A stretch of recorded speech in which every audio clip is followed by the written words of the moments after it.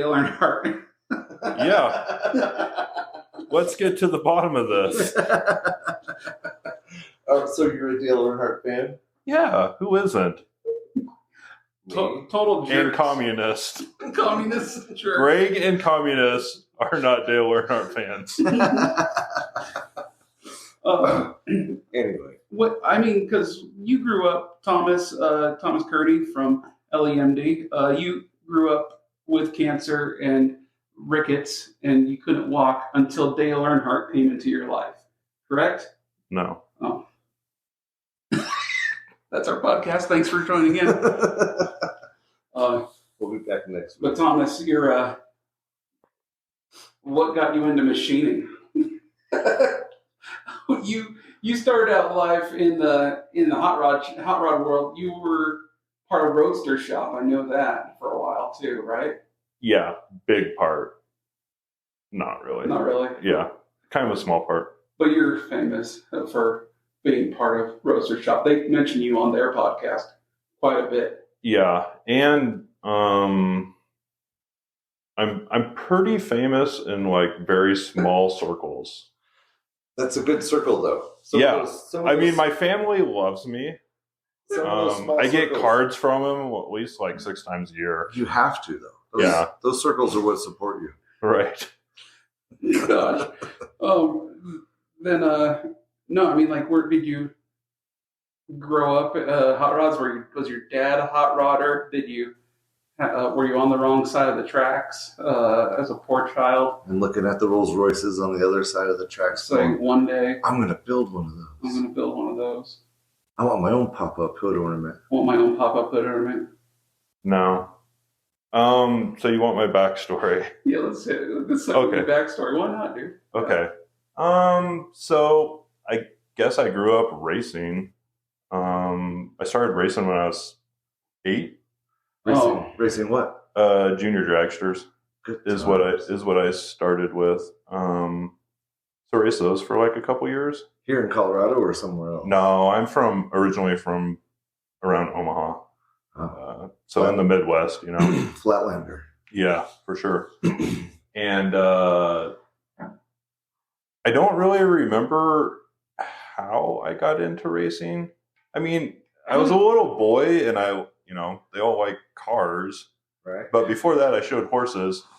And then like over one winter between 7 and 8, a race car showed up at the house.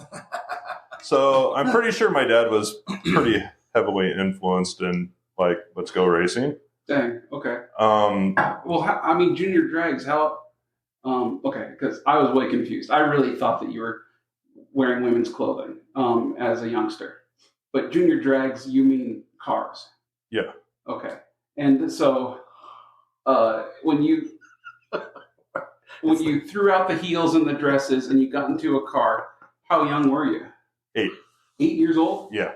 Yeah, I started racing when I was 8. It was kind of cool looking back now. So it was the first year that NHRA brought the junior dragster class out. Nice. And they made like a big deal out of it for the first year promotion wise. I see. So I raced kind of our big like local track was Topeka. Raced there, and like when I was 8, like I just wanted to play with my Connects. Right. But now that I look back, like I have a picture with like me and like all my little junior dragster homies, like with Wally Parks, you know? And it's like, yeah, oh, that's pretty cool, you know? Yeah. So, but ran dragsters for 2 years and then got out of that. I can't imagine like an 8-year-old and just saying, okay, I'm going to throw you down the dragster. Are you doing quarter mile? They're 8th mile. 8th mile, okay. And then how powerful are these cars? I mean, when I started it was like 5-horse Briggs. Okay. Right. But so in the 2 years, I mean, it's like any racing. Like it started out like, oh yeah, this is a cheap entry level racing thing, right? Yeah. And by the time I was 10, that last year that we raced, we had like a $5,000 motor, 5-horse Briggs. You know, like custom machined. It was bored like 100 over. They like they milled it out and like angled the cylinder towards the valves, so like there's shorter flame travel. Billet cylinder head. Jeez, we were running alcohol or methanol, you know, and we were running like 72 miles an hour in a quarter mile or in an eighth mile. Goodness sakes, that is good times. Yeah, so it was crazy, but it went too big too fast. Yeah, and now like everybody's got stacker trailers and like 4 cars. And it's like stupid. Right. Do you know how fast they're getting up to now in the? Honestly, I don't. I haven't really paid that much attention after like you lost all that money gambling on it. Yeah. No. And you don't know how your dad just did that? Was he into cars and stuff before that? Yeah, I mean, my dad grew up in like the 50s and 60s, and he had like a 54 Chevy, he had a 54 Merc, he had a Mustang for a while. Like, I mean, that's just what men should do. Right. You know? And do, right? Yeah. He said do. Well, there goes our clean rating for this episode. Yep. Now we're going to mark it as explicit. Yeah, so I think he was just kind of into cars. I mean, I don't really remember. So it wasn't that far off the wall for a dragster to show up all of a sudden. Yeah. And I remember when it showed up, it got done like in the winter, and we didn't have our shop done yet. And somehow my dad talked my mom into putting the dragster in our living room for the winter. Like up on sawhorses so we could work on it, you know? Yep. So that was pretty awesome. That sets a standard for a kid at that age. Yeah. So we decided to go racing. So I did the dragsters for 2 years, and that was fun. Traveled all over the country, raced in Georgia, Texas, raced at Vandermeer, up in Brainerd, Minnesota, and then we had like 3 or 4 local tracks that we'd race at. I love it, dude. Yeah, it was fun. And then when I was 11, I did dirt go-kart racing, like circle track, you know, because dirt racing's huge in the Midwest. Did that for a year. It was awesome. Yeah. It was cool. That's intense. Yeah, like traveled all over the country. Was your like, and they were just you racing, not? Yeah. You don't have any siblings or anything doing this, or? No, all my sisters were way older. My oldest sister was into horses. My other sister was into like sheep and cows and stuff. I grew up on a farm. So farm girls. Yeah. Wow. And then they had moved out by the time this was all going on. Okay. So they're really old. He looks at the microphone and says it. You hear that, sis? Yeah. So I mean, even though I had sisters, like I was basically an only child, and so race dirt go-karts for a year. That was cool. Did you see him wipe a single tear away? Not a single tear. Let me see. About what? No, about being all alone as a lonely child. Oh no, it was the best. Yeah. Like I was spoiled beyond belief. I guess you had a dragster. Yeah, I had a dragster. Then we went. So nobody. Then we went go-kart racing and like went all over the country. Raced at Tulsa at the shootout. Raced down in Arkansas, like just all over. How much fun! It was super fun. There's a couple, not old dudes, but like I don't know.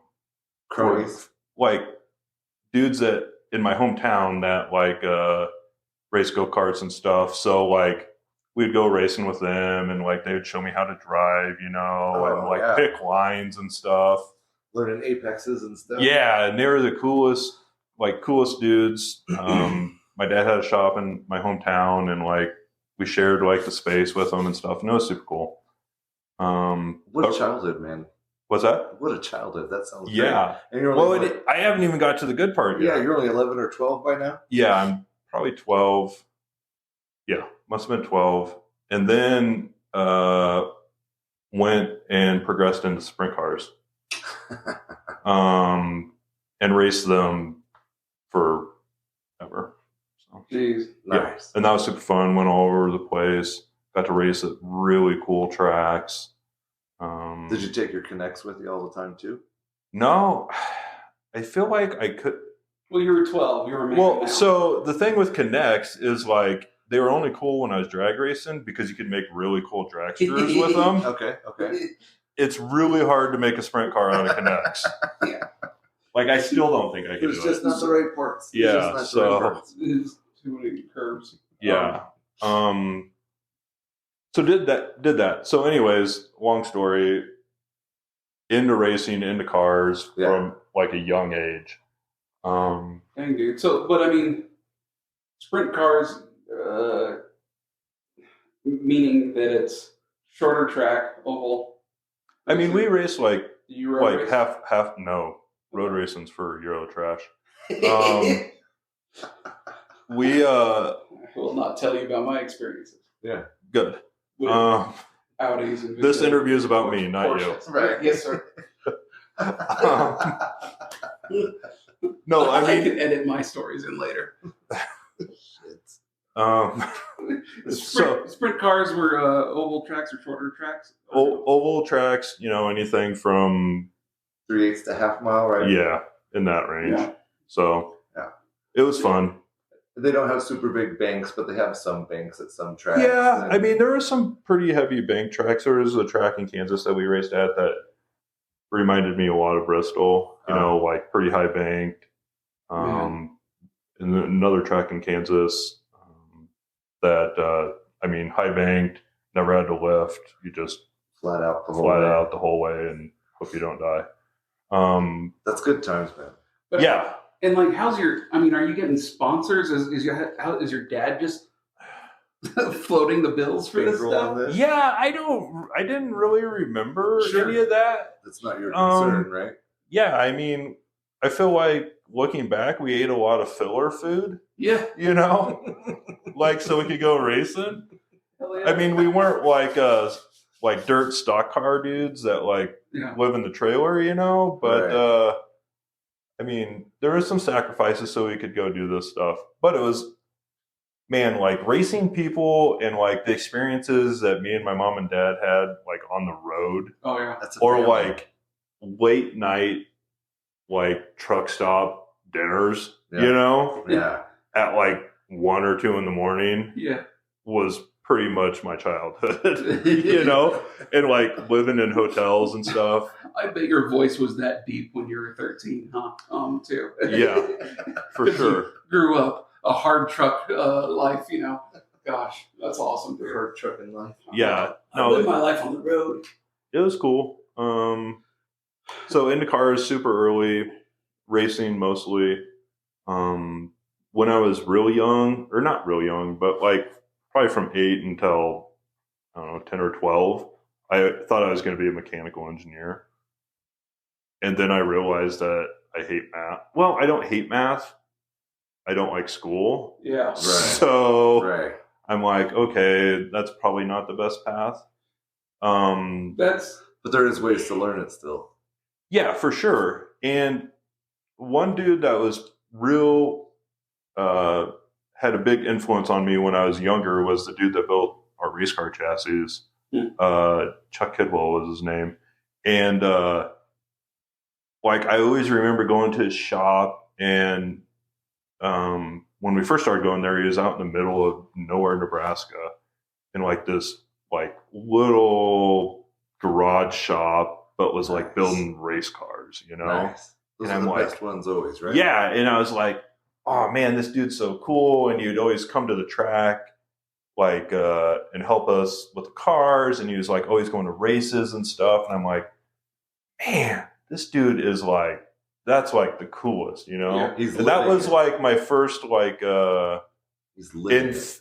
influence in like maybe building cars or race cars or something would be like pretty awesome, Right. yeah, It was kind of funny. a living. He had like this is a really funny story, or I think it's funny. He had 2 girlfriends, and they were both named Connie. And Smart man. he would bring him to the track sometimes. At the same time? No. Oh. It'd be separate. And I was like a little kid. And I remember like when I first realized what was going on. And so he came to the track and he had one of his girlfriends with him. And I mean, this dude was like, I don't know. I mean, as a kid, I thought he was like old, or not old, but he was probably 40s, 50s ish, you know, and had 2 girlfriends. And the first time that I like realized what was going on, he brought one of them to the track and we're hanging out. And I was probably like 9. And I was like, and I said this in front of her, I go, is this Connie 1 or Connie 2? And he's like, shut up, kid. You're blowing my cover. Because, you know, I'm sure he had more girlfriends like around the U.S., you know. But, like, he was just like, you know, cool, just like building stuff. This was back in the early 90s, and he was like designing chassis on AutoCAD, you know, and like. Wow, really? Yeah. He showed you it was possible to live that life. Yeah. I mean, without going. It wasn't like it was definitely a bachelor's life, you know. Like, dude wasn't killing it money wise. I mean, he was doing. He had everything he wanted because he could go to the races. You know, he was a racer from way back the day. He used to race against Speedy Bill in Nebraska and all sorts of stuff. So I was like, okay, maybe I'll get into building cars. So my dad being my dad, like, he's like, all right, well, you're going to the best school out there, you know, to learn how to do this. And at the time it was Biotech. So, the 90s. Yeah. 90s, early 2000s. I went right when it was like popping, you know. Yeah, that's peak Biotech. Yeah, for sure. But at the time, like, I had to make the decision pretty early because it was like peak. So I signed up for Biotech when I was like a sophomore in high school. Oh, wow. Because the waiting list was kind of that long. And you just, I mean, that's what the recruiter said. I don't know if it's true. He might have just wanted his commission check after getting me signed up, you know, who knows? But anyways, I made that decision when I was a sophomore, and then I went to Biotech. Wow, dude. So then, like, yeah, because I think a lot of us didn't know that there was that path. Because how many hot rod schools can you name that are still around? Biotech's kind of still around. Yeah, it's not known for its hot rodness, though. Right. It's not the same animal. Yeah, I mean, now they have all these kind of weird programs. They have a ranching program, right, which I might go take, and right, and then they just opened a welding school too. I saw. So it's supposed to be a good one too. Yeah, like. But there is the hot rod school in Kansas, McPherson. Yeah, there's McPherson. One of the old instructors from Biotech has Hot Rod Institute up in Rapid City. Hot Rod Institute. There's a few more out there now. Yeah, but no. I don't know. Like, what do you get? And I don't think the attendance is up there, you know, like it was back in the day. So, like, I see why they're kind of killing the programs a little bit. Yeah. Which is unfortunate because, as everybody knows. We talked to Jeff Brewster. What's he do? He went to Fab School. Oh, okay. In Cali. That sounds fabulous. This jazz hand's fabulous. Yeah. And then he went to welding school. No, it was, so I mean, and he recommended that like crazy, but you're building off-road buggies and tube frame the chassis. They're not metal shaping, but it's more pre-render and off-roading and blah blah blah. Yeah, which is great too. Which is a great thing to learn. Yeah, just a different style. Right, more race car stuff than it is less custom car stuff. Yeah, building pretty things to win trophies. Without getting any rock chips on them, you know.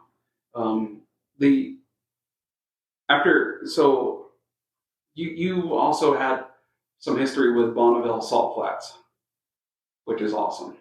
Yeah, I mean that came like later. Okay, Yeah.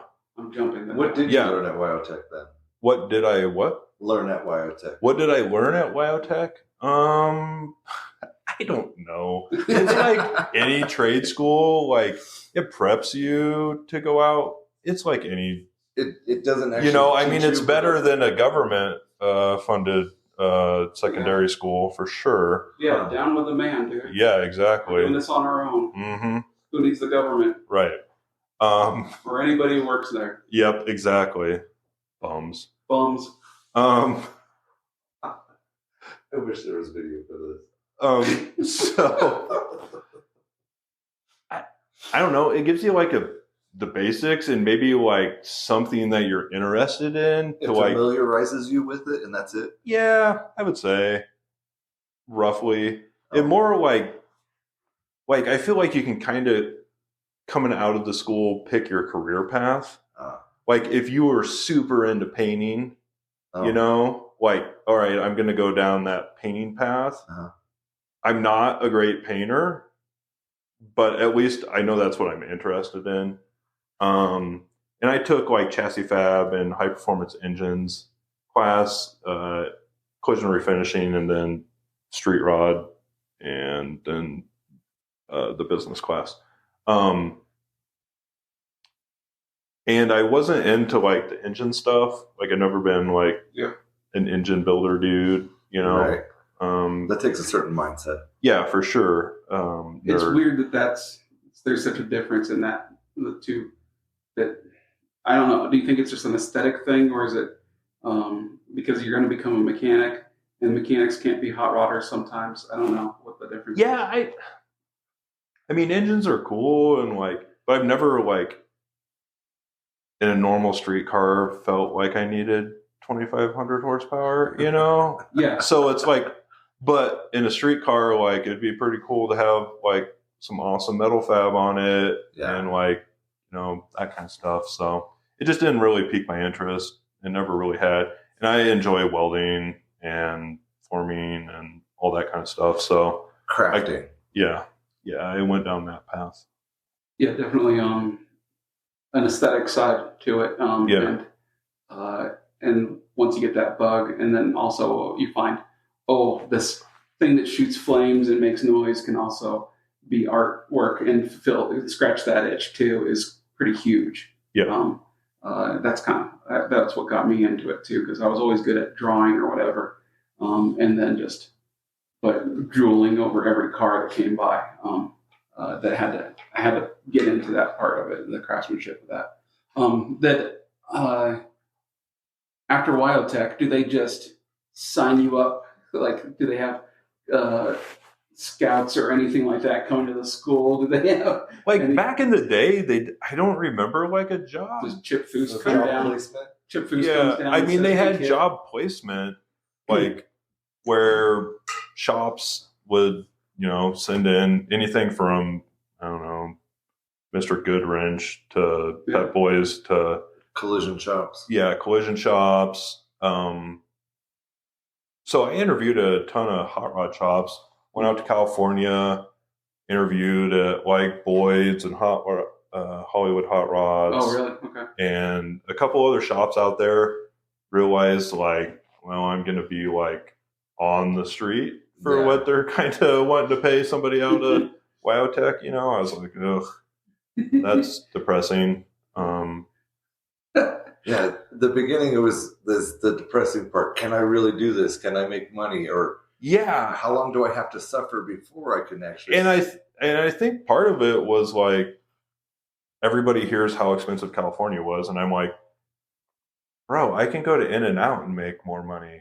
Yeah. You know, like it was that bad, which I get. Like I didn't have any skills, you know, other than a work ethic, and you can't really show that in an interview, you know. No.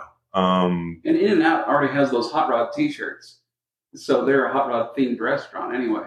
Right. So it would scratch all those itches that you had for hot rodding. That is true. We could craft a mean burger. Yeah. Maybe. So I interviewed all over the place. Ended up graduating.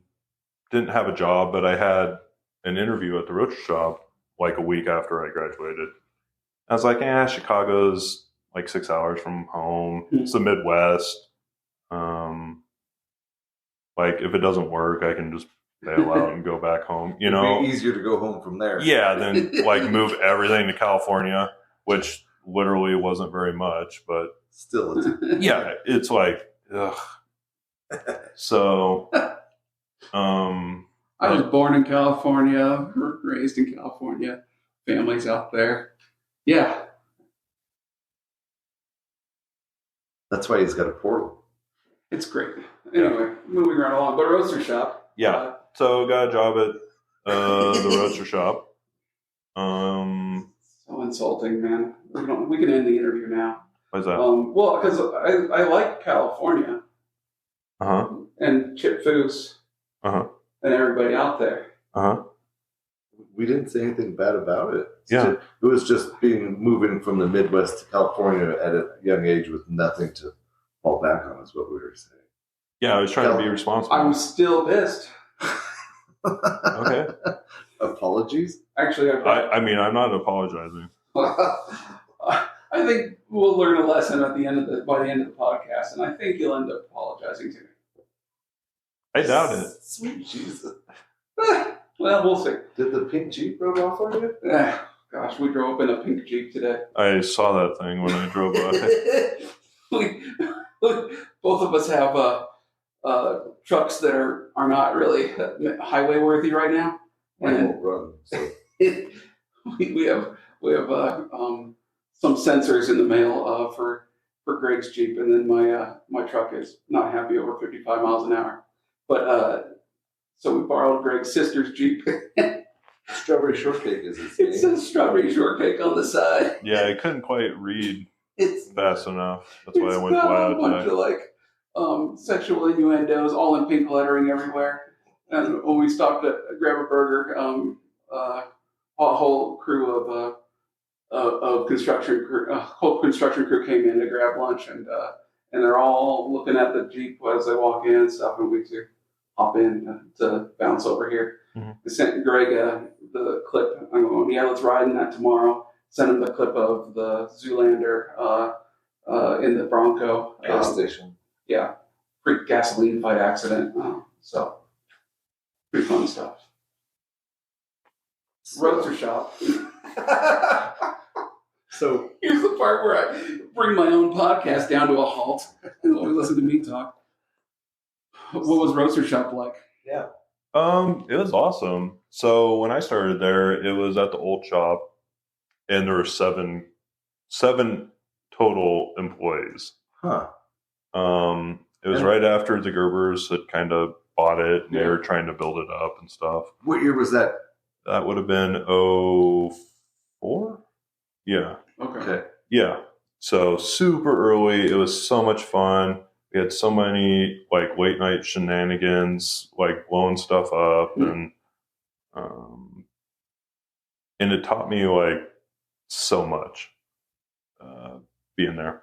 So as far as being an adult, as far as being a roadster guy, as far as like just how to build stuff, fabrication. Yeah, like learning how to weld. So like back then, when you got a job at the roaster shop, you built frame rails, and it was all right.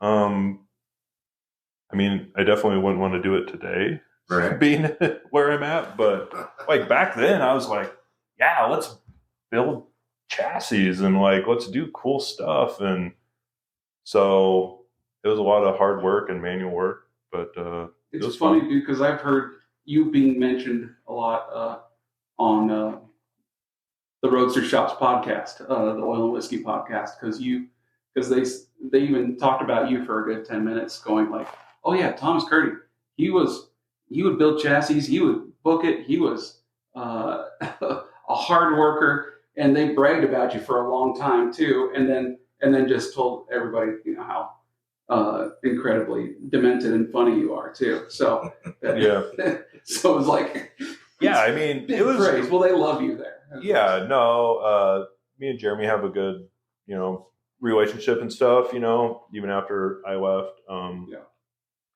But it was awesome. You know, the Gerbers really cared about their employees, and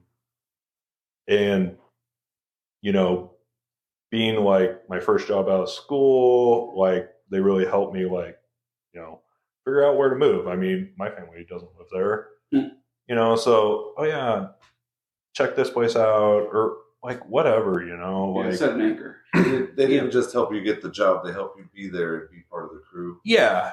You know, I can't speak for, and I'm sure it's probably pretty close to the same, but it really had like a family feel to it, you know.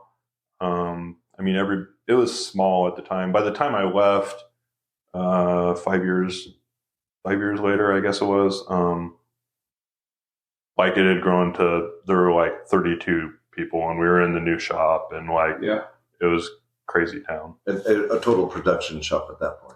Yeah, I mean, they were still building quite a few cars, and they were still like pretty heavily modified cars. But I was on the chassis side the whole time. I had moved up to actually like TIG welding cross members in, and like doing brake line kits and like kind of the more technical stuff. Nice. So like, what is anything that you learned there? Because you say you learned a lot of stuff there. Just welding proficiency, or did you? Yeah, I became like I became like an awesome welder. Yeah.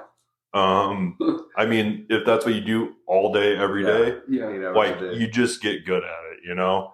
And they were like you couldn't get too cocky there. They always kept it real. Oh yeah, you know, like Jeremy would walk by, I'd be like, Jared, check out these welds I did on this cross member. And he'd be like, oh, that's cool. He's like, now count the pulses on the other side, and if they don't match, make them match. You know, like they would put you in your place. Yeah. And it's like, ugh. Another one. Yeah. Once you get on a high enough stool for them to kick it out from underneath you. Yeah. That's the way it should be, though. Yeah. Like you keep it humble. Right. Exactly. I know. Yeah. Well, it helps you grow. Yeah, for sure. Yeah.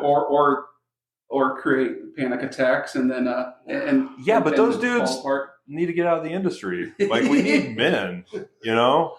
That's what family's for, is to give you the worst lashing that you can get. Yeah, and I mean they did it out of. I mean, they wouldn't fire anybody if they're, you know, but it was just like a friendly little competition. You know, everybody was.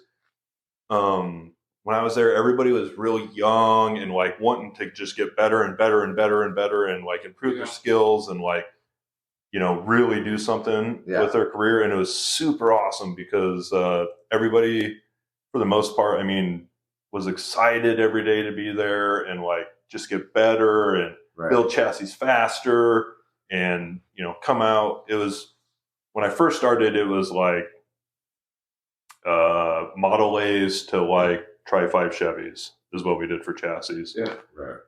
But I was there, pulled an all-nighter with them when we did the first Chevelle chassis, like the first pro touring. They started breaking into the pro touring stuff. So that was cool to kind of see that development. And back then it was still like lay it out on paper, you know. And what improvements were they having though in the chassis? Was it just the rails are stronger? I mean, or was it just an exact copy of original Model A chassis? So, I mean, most of the hot rod chassis stuff back then, they were running Heights front ends, 4-bar rear ends, you know, 9 inches, stuff like that. I mean, obviously stronger. The frame rails were all, you know, hand formed. Proper metal versus like the original metal. Yeah, exactly. It was strong. They had tube center cross members. They were strong.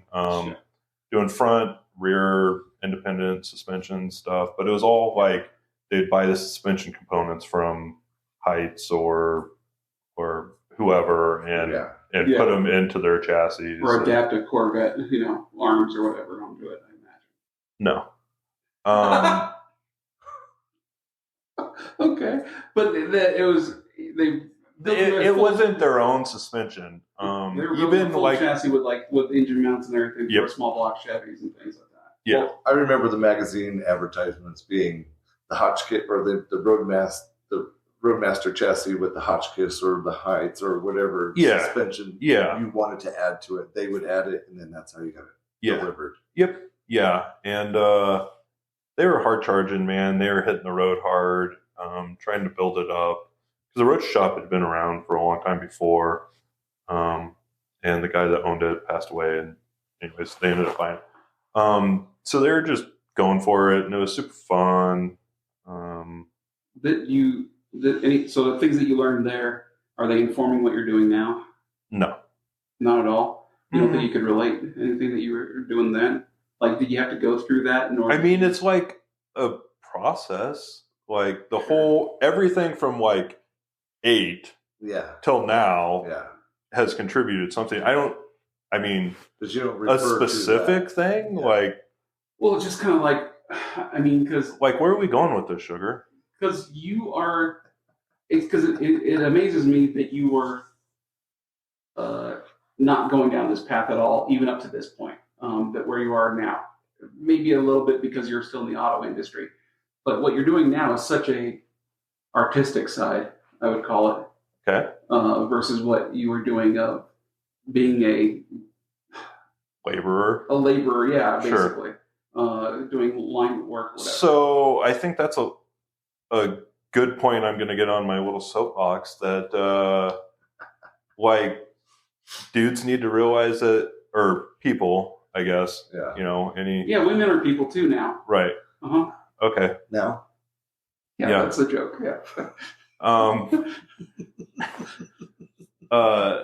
Like you got to be the laborer first before you can reap the benefits. Yeah. You know, there's so many like fundamental things that I guess I learned building chassis at the Roadster shop that just build on everything, you know, understanding how, suspension works is pretty big deal, you know, like, but you have to start at the, like, you can't be graduating out of school and go and be a full-time tech and having your mom and dad tell you how awesome you are and you shouldn't like.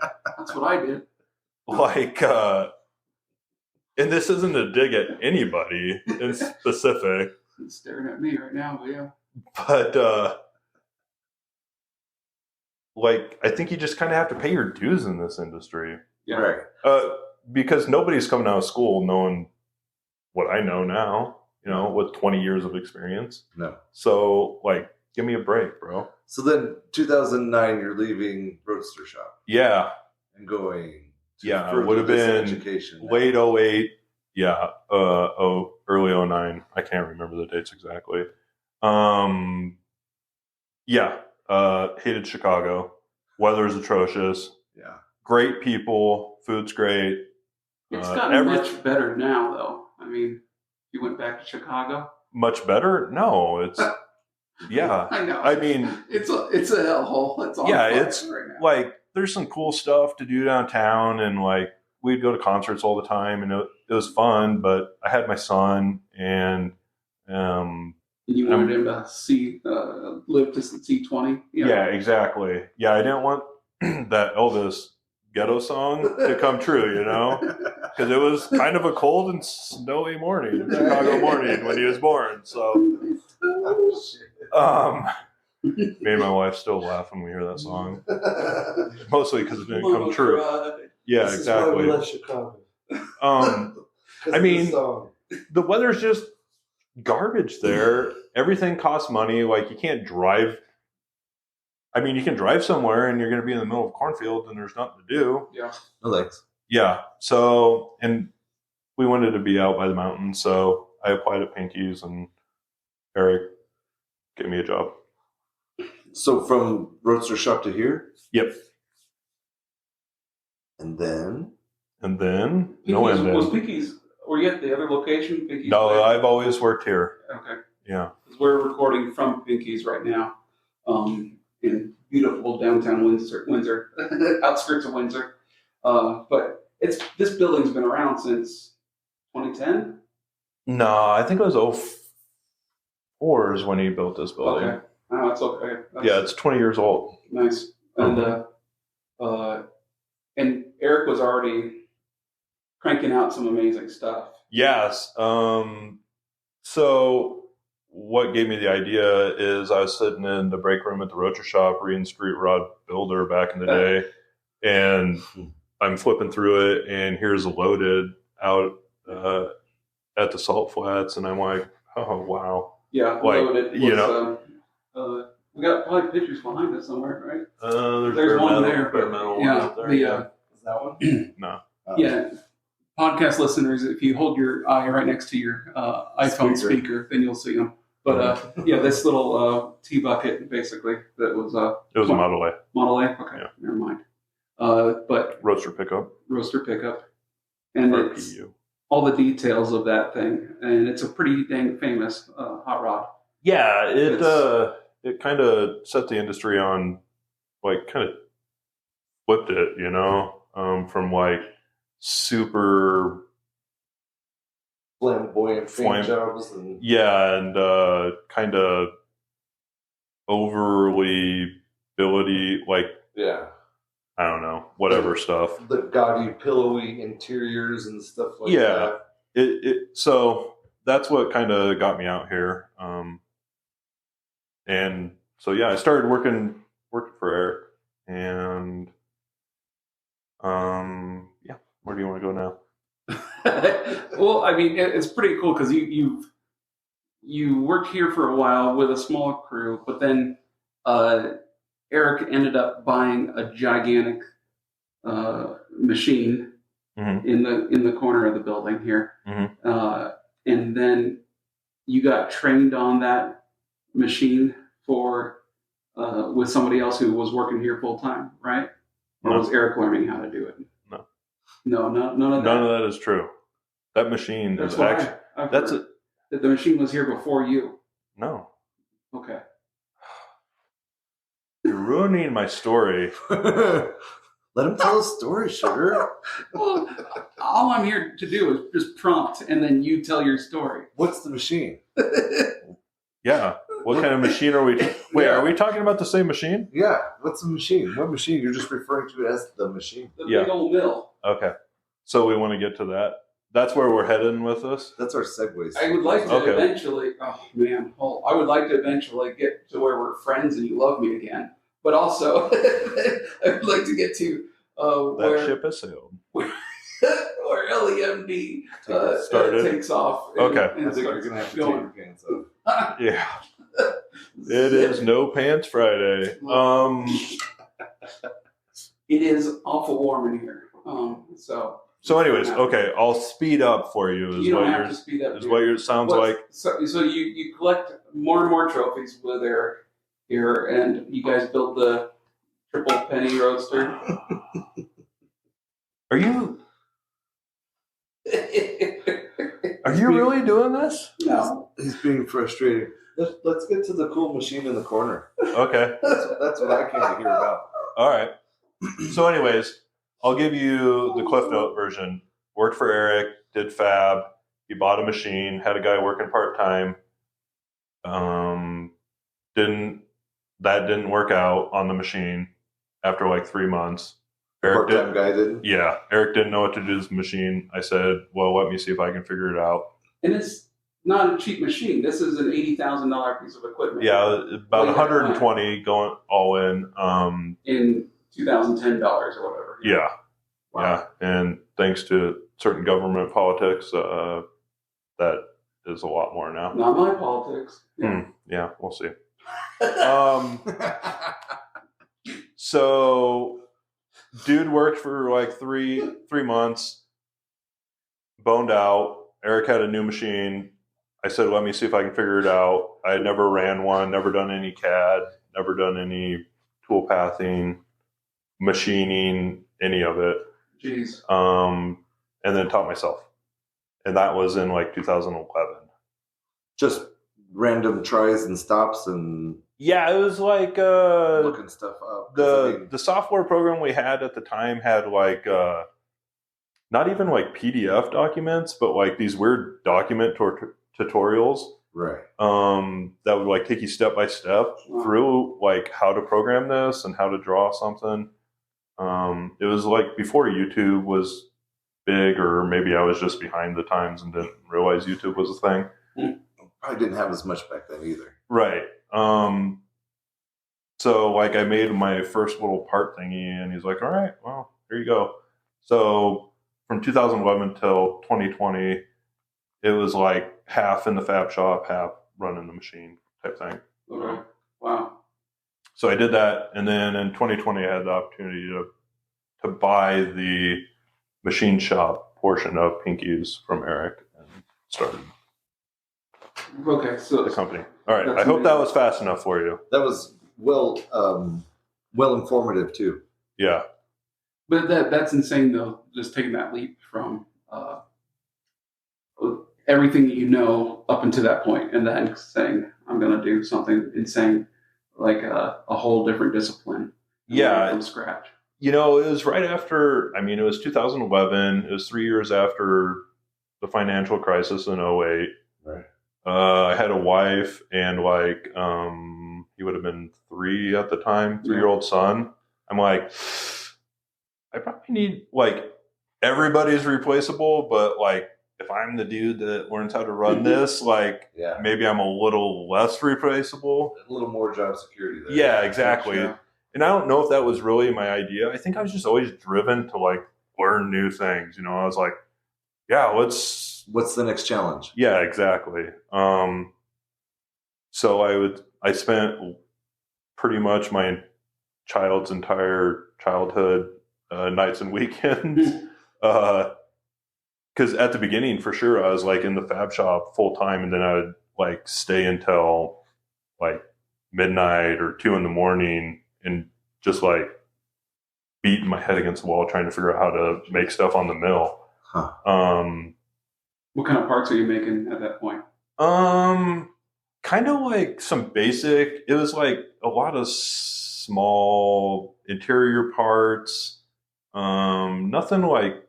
I mean, at the time, I was like, "These are the craziest things ever," you know. Well, sure. But looking back, I'm like, yeah, whatever. But do you have any of your early parts still? Have you kept anything? Or do you just like cringe at them and throw them out or whatever? Don't hold on to older things. Yeah, I don't think I have too much around, but it was like basic, like, you know, profiles and like pockets and roundovers and, you know, a lot of some chassis bracketry for the hot rods. And the first like big kind of cool in your face part, we did some Lincoln backing plates, like 40 Lincoln backing plates for a car. The brakes. Yeah. That's where the backing plates go usually. Okay, so because you still have them on display here in the showroom. Yeah, it's one of our products that I still offer. You know, that was kind of like the first like, whoa, this is like kind of going somewhere, you know, instead of your just dumb stuff. Yeah, maybe, I don't know. I still don't. I'm like, whatever. Yeah, but when you go to almost any hot rod show, if anybody's worth showing up at a good show, then they got your parts on their cars. You have those backing plates are gorgeous. Then you make pedal sets, and you had what was the other product? The firewalls for the mount everything for 32s. Yeah, do those. That was one of the first kind of products that Eric kind of came up with. Yeah. To machine some parts for, and they were fun. Do you still make those stuff out? Yeah. Every once in a while? Yeah. People still buy that? Oh, yeah. Okay, so every time I hear you say that you made a part, whatever, what is the one part that you've taken out of the machine and went, this is fucking cool? I don't know. Like, I feel like it's like every part that we've been doing, you know, like is like just slightly better and better and better and better and better. So I mean, honestly, through the process, I hate the part, but like when it's done, I'm like so happy because it's like, this is cool. And That makes sense. I know like I'm notorious for like pulling a part out of the machine and like running around the shop and showing everybody like, Yeah. hey, look at this, look at like I'm so happy still. Which I try to like not get too jaded on the stuff, but You can't help it. But it'd be okay if you got jaded at this point because you're winning a lot of trophies or you're part of some really gigantic $1 million builds. I mean, yeah, notably, Andy's, from Cal Auto Works, their Cal Auto Creations. Yeah. Their big Invicta Buick that won the Schlonaker last year. Yeah. Was probably one of the prettiest cars in the universe, I guess, ever made. That Buick, this dark green Buick, and what all did you guys make on that? Not only just the display stand, you had a big. We got kind of brought in later on that project, but it was like last minute crunch type stuff. Yeah. It was like I remember like telling Andy like, bro, it's like a week and a half until the car's got to be done. Like at some point I got to stop making parts for this thing, Huh. It was insane. But we did some interior parts on it. Kind of we did waterfall behind the back seat. Yeah, and the speaker grills behind there. Did the front control arms, machined those for it. Did the intercooler cover top looking piece thing. So I mean, we were pretty fortunate to be able to work on that, and after I started the shop, kind of when I bought the business from Eric, or bought that part of the business from Eric, the deal was it was kind of supposed to work, or it did work for both of us, where like, yeah, I'm going to work in the fab shop still because I don't know what's like really going to happen with this, Right. That's fun. So it worked out good for him because I had been there. It would have been 11 years, right, working at the shop. So I had some skills, and I knew me and Eric worked really well together. So I think he was a little nervous about kind of having to replace me. right. So it was kind of beneficial for both of us at the beginning to have it kind of set up that way. But then after I started LEMD, like I quickly realized that I was going to be very busy. Right. And for some reason, I don't know why, like Eric Black latched on to me. Eric Black, I was going to bring Eric Black up, yeah, he's like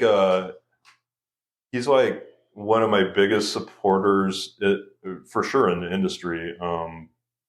Eric Black's just an amazing artist and stylist and designer of the hot rods, and he's got a hand in so many beautiful things.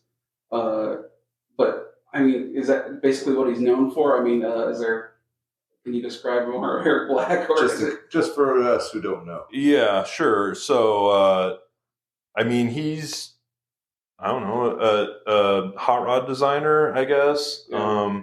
He's kind of got his own style, which is really nice, traditional. Like, you're not going to get anything gaudy or, yeah, it's like just, kind of my style of builds.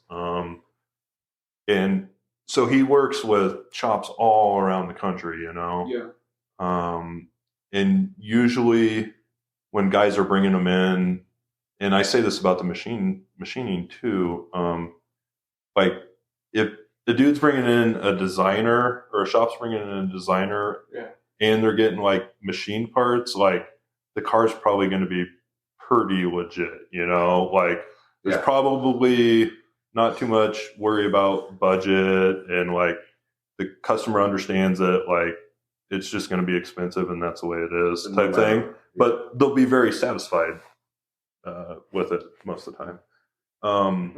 So yeah, Eric is a designer. He works with shops, and for some reason, he like latched on to me, and I don't know why, but he's just been a huge supporter, and There's nothing wrong with Eric. I mean, but you would be attracted to somebody like you. I mean, like he's not like mentally disturbed or anything. no, he's an artist, so he's got his quirks. So but, you might be like, okay, some kind of I can't relate to normal people. I get right. it. Okay, that makes more sense.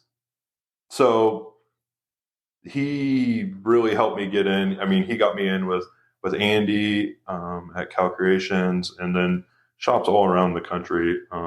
He'd tell them that you're the guy to go to for your and it worked out well. Me and Eric Black work really well together. We got a good process as kind of how that all works. From his design to your right. conception. Yeah, and I can understand his artwork really well. So there's not too much that needs to be explained most of the time. Nice. So. And to the point where you're building some of the cool I think one of the cooler projects that you guys built was Delmo's 58 Chevy truck with you built a lot of the badging on it, but also that camper shell that Eric designed. Yeah, the trail caps. Design. Oh my gosh. Yeah. So we machined the full bulkheads, front and rear for those. That wow. They're three pieces front in the front and three in the rear and bolt together. Eric came up with the design on that, and yeah, they're cool. But they're like big chunks of aluminum in each corner that you can machine out here. Yeah. And so these gigantic bricks show up, a billet or whatever. Mm-hmm. And how much? I mean, they're like $12,000 a corner or something. I don't know. It's like, how much is he selling these caps for? I mean, they're a premium, but I mean, so they're the prettiest caps I've ever seen. Right. Like, it's definitely for a specific customer. Sure. That like wants that. But everything Eric kind of does, he takes to like this level that's like, well, okay. I mean, that's really awesome. I don't know if anybody's going to bite on it. Yeah. But he always finds somebody. Nice. But yeah, like the machine parts, and then like the skins are all like hand riveted. Yeah. You know, like they're insane. So it's more art than. Yeah, but I mean they're pretty functional. I mean, you're not putting it on your $40,000 K series truck that you actually go into the mountains with. Right. This is like going on a roadster shop chassis, like 4x4 on, it's got a $70,000 paint job, and like it's not you're not rubbing trees with these things. No. I mean, you could, but yeah, it would be fantastic off road if you were insane. If you lost your mind and decided to take it off road, it would be capable of everything. Yeah, but it's also going to win a lot of trophies because it's just gorgeous, that thing. Yeah, Dell did a great job on that, and Eric. You're even machining wheels too, though. I mean, wheel faces and for 3-piece wheels, and that's huge. What are those? Some of the trailer caps, are they like the biggest pieces that you're making, or like that main sections is pretty big. It's so big you had to make it in 3 pieces, right? Right. Yeah, it has, and that actually was designed by Eric. So the center section is the same on every truck. Whether Ford, Chevy, all the way through the years, and then you just change the L part that bolts on for different widths and different heights. So there's that, and like you're not gonna machine a giant U, in one piece. But I mean those are some big pieces. I mean the wheels that we're doing now start with really big lengths of billet. They're like 20 by 20 by 4 inches thick or something. If you're doing a full face, and they're gorgeous, just sitting there. It's like once I get the cash, I'm gonna just have you make me one. Just so I can hold on to it and not even mount it onto a car. Because I think they're so pretty to look at. I have like 15 pictures of those on my phone. I think of their wheels. Yeah. Just passing by. But that do you also made trophies for the Good Guys show? Yeah. You do that pretty much every year here for Pinky's. Pinky's big open house here. Yeah. It's so cool. You make your own trophy. Well, he does. Yeah. Isn't that cool? Yeah. I'll show you one over on the next door. But you got Look what I made N1. the made N1. Yeah, that's funny. But have you made a trophy for Eric Pinky Pratt here? Have you ever made a trophy for an award that Eric has won? No. Okay, good. That'd be too close. Yeah. Are you making anything like outside of the hot rod industry for other things? It's all just hot rods. Yeah, that's awesome. You build your niche in there. Yeah. I mean, what other notable cars have you worked on? I mean, do you have pieces in Amber Award winners? You have pieces in. Well, yeah. I mean, I machined winners. The 3 penny. I machined all the parts on that except for the wheels on that project, and there's over 500 like one-off parts on that car. Wow. So yeah, there's some on that. I've got some on some potential Riddler contender cars. Nice. I mean, seems like the Schwanecker is kind of what everybody's kind of going for. So I got a few projects that I'm working on right now. Yeah. That are going for that. So.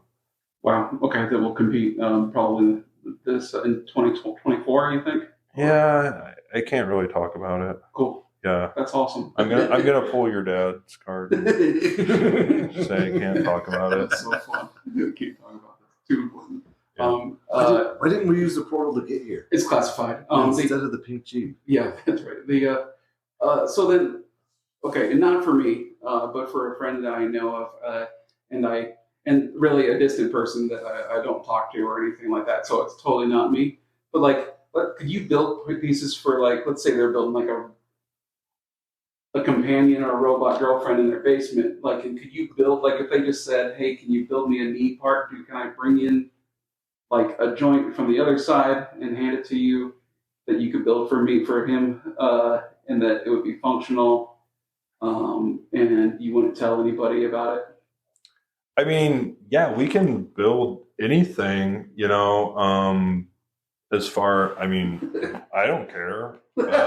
Okay. I won't judge, but I'll tell you. Mostly I'm asking if you're going to be judgy about it. Yeah. Yeah. I'll tell you, any outside stuff definitely gets pushed to the back of my list because I don't care about it. Right. That's logical. I don't care about going to space. I don't care about Have you been approached by SpaceX? No. Or any aerospace stuff? But no, because I haven't even wanted to do it because it doesn't spark an interest in me. Yeah. I mean, it's kind of cool going to space, but I don't care. Right. Right. It's not affecting me, So I care about cars.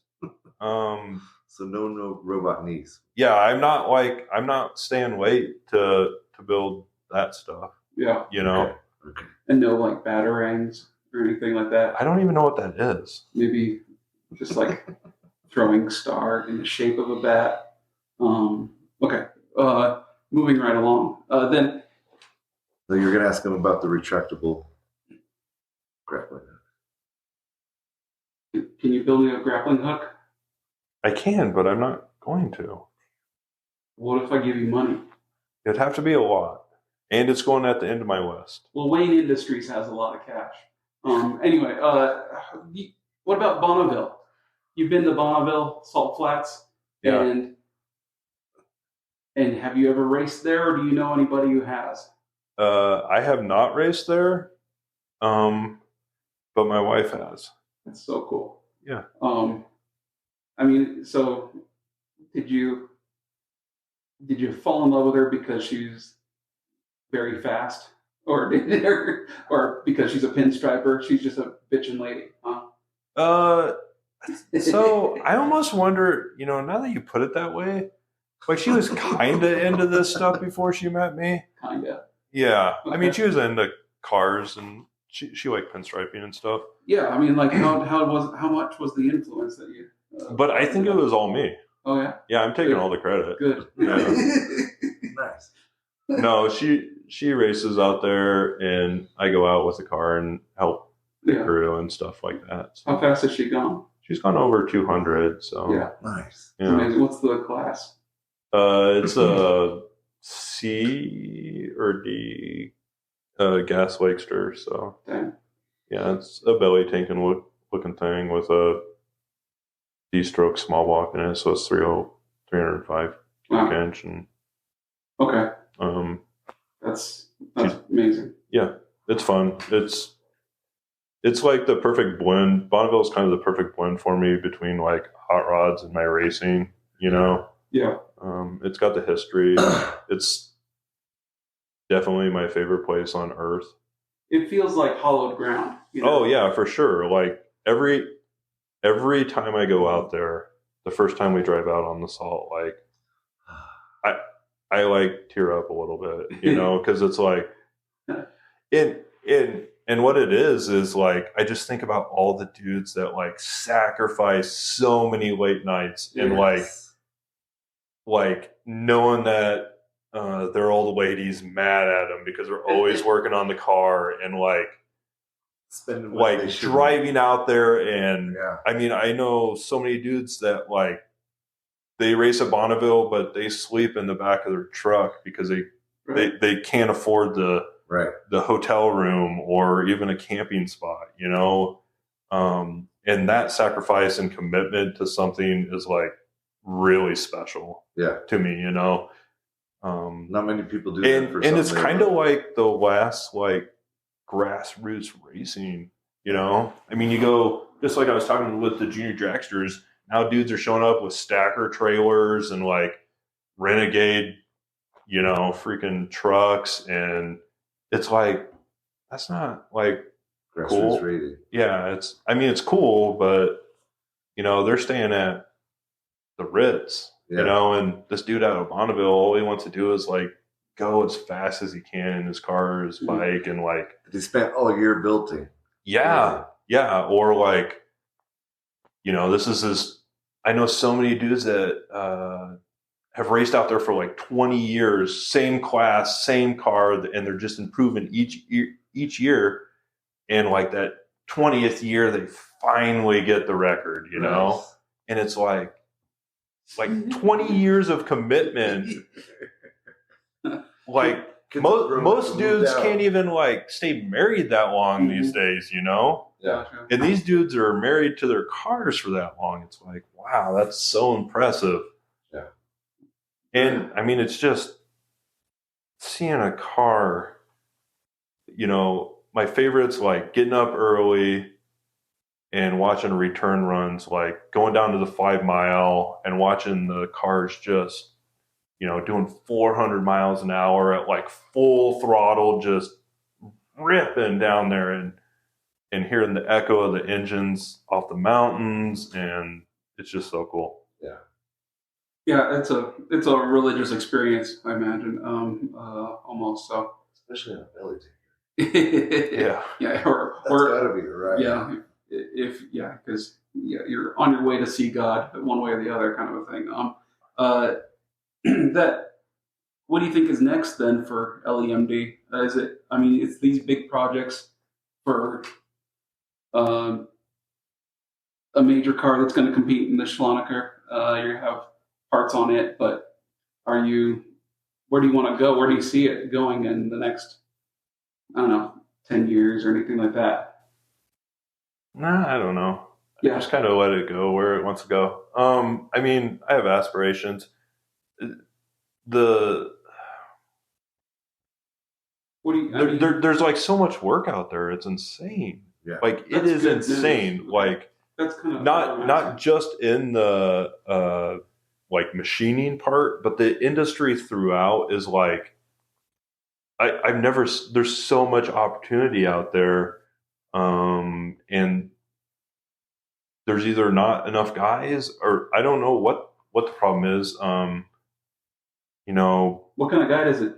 What kind of guy would you hire? Like, what kind of guy has?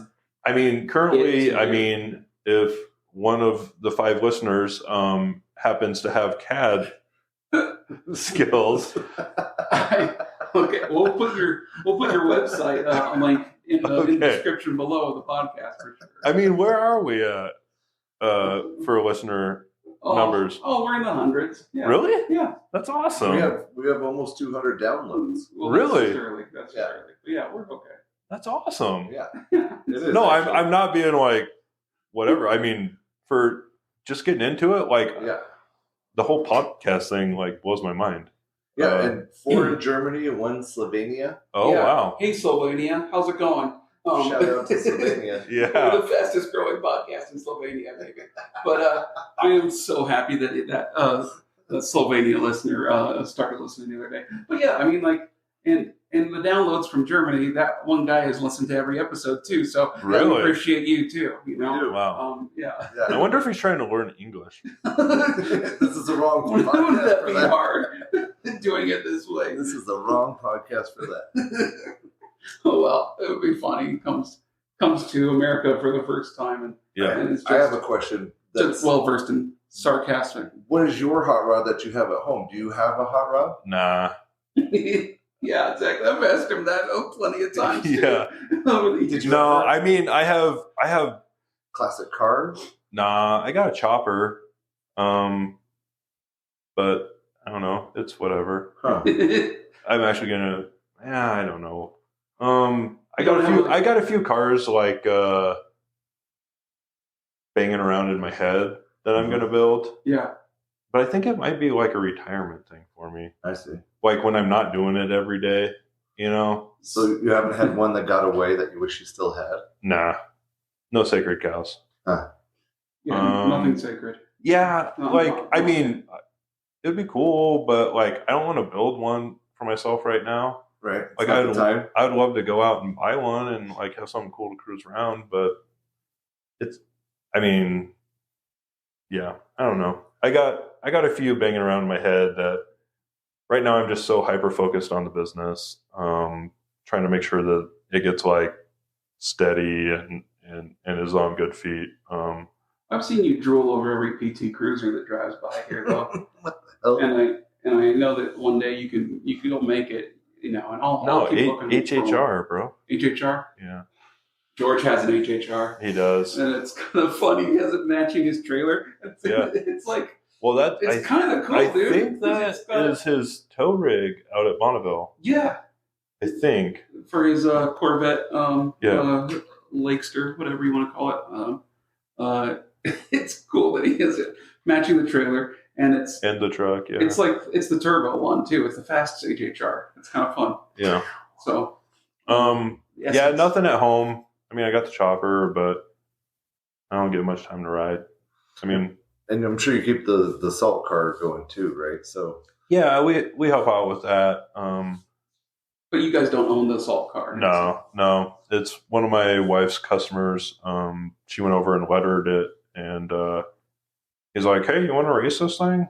And then she destroyed my dream and went ahead and raced to Bonneville. And I mean, I think I'll be building something at some point in my life. But what's the fastest you've ever driven in a car? Like race car or just normal car? Faster than your wife? No, she's gone faster than me by like 13 miles an hour. 13. Or you been over 200 though? No. Oh, no.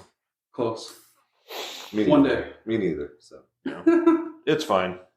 It's cool. I enjoy like helping her get like belted in and getting all her safety stuff on. You know, like it's still fun. Oh no, and I like working on the car. I mean, I'd much rather be in the car, and I think I would possibly drive it harder than her. Go faster. Yeah. Yeah.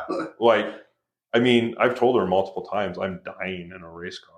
You know, like that is going to be my legacy. So you do have plans for the future. Okay. Yeah. They're just rattling around inside. Yeah. Definitely. Yeah. Gosh dang it. Awesome. Dude, I really appreciate you coming on. This is, you got a huge depth of hot rod experience, man. That's a life already. And I think you're just picking up speed on it. It's been a pretty wild ride. I look back, like, it's so weird to me that I'm like, yeah, I've been doing it for like 20 years, you know? Yeah. It's like just weird, but when you're in it, like, I never think, oh, I'm learning so much, but I look back and I'm like, wow, this has been a pretty crazy ride. Have you noticed each year goes faster and faster? Or is it all staying the same pace? I don't know. There's a lot of dynamics in my life. A kid getting older and a new company growing. Yeah, exactly. There's a lot of moving pieces in this puzzle, which most people have if there was in their life. Ever would you give any advice to somebody who wanted to get on the more creative and machining side of hot rodding? Would they buy Fusion 360? Learn what advice would I do? Yeah, what would you say if somebody's starting out or whatever? Yeah, let's close it out with some good advice. How would you recommend somebody that's 18, 20 trying to decide how they're going to direct them to their future? Sure. I'll give them the same advice, and this is just general working advice. It doesn't really have, and I'll get to your more in-depth stuff, but one of the best pieces of advice that my dad gave me, and I was probably pretty young, it was before I started working, and I started working when I was 12 because I grew up farming in a farm community, and child labor, and it's cheap.